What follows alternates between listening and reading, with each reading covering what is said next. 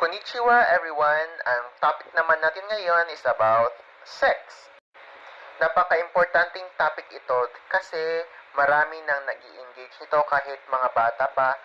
And even yung mas marami yung sa mga young adults, tapos yung even yung mga older ages is nag-i-engage pa rin sa sex.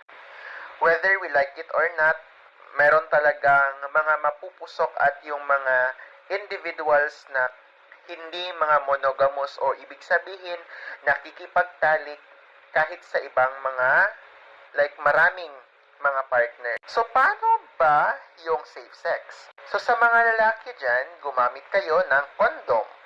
So, ang condom ay isang pamamaraan or isang barrier para hindi tayo makahawa sa ating mga nakasex. At the same time, yung lalaking gumagamit ng condom ay hindi mahahawa